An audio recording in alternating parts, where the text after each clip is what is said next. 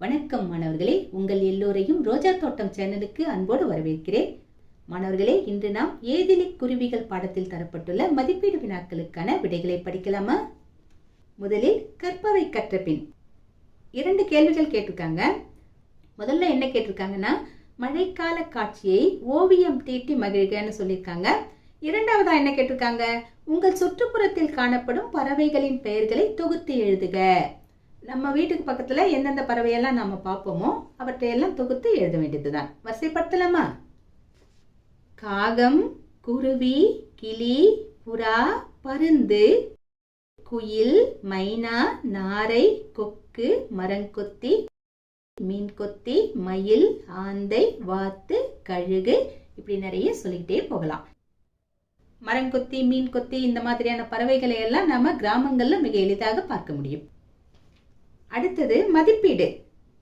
முதலில் சரியான விடையை தேர்ந்தெடுத்து எழுதுக. 1.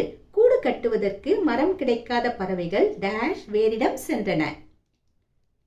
விடை, கூடு கட்டுவதற்கு மரம் கிடைக்காத பறவைகள் ஏதிலிகளாக வேறிடம் சென்றன.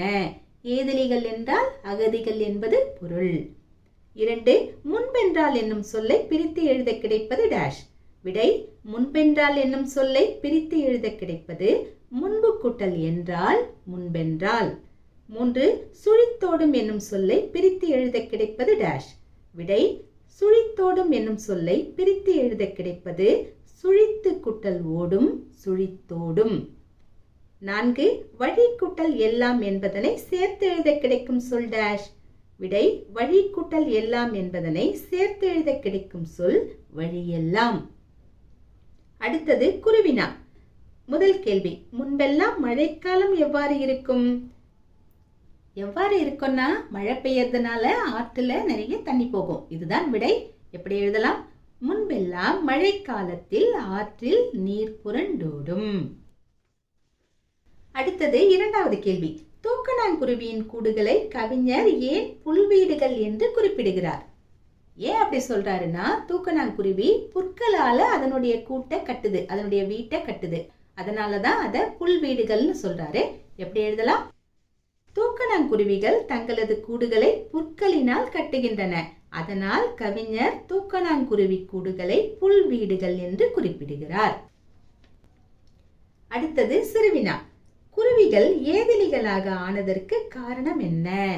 அதாவது குருவிகள் அதனுடைய இடத்துல இருந்து கிளம்பி வேற இடத்துக்கு போயிடுச்சு, அகதிகளா போயிடுச்சு. அப்படி போனதுக்கு என்ன காரணம்னு கேக்குறாங்க. ஏன் போச்சுன்னா, அதுக்கு மரங்கள் இல்ல. மரம் இருந்தாதான் அது அந்த மரத்துல தங்கும், கூடு கட்டும், முட்டையிடும், குஞ்சு பொரிக்கும், அதனுடைய இனத்தை பெருக்கும் இல்லையா? மரம் இல்லைன்னும் போது அது எங்க வாழும்? எங்க மரம் இருக்கோ அங்க போயிடுது. மரம் வெட்டப்பட்டதுதான் காரணம். எப்படி எழுதலாம்? மரங்கள் வெட்டப்பட்டு விட்டதே குருவிகள் ஏதிலிகளாக ஆனதற்கு காரணமாகும். அடுத்தது சிந்தனை வினா. பறவைகள் ஏதிலிகளாக போகாமல் இருப்பதற்கு நாம் என்ன செய்ய வேண்டும் என நீங்கள் கருதுகிறீர்கள்?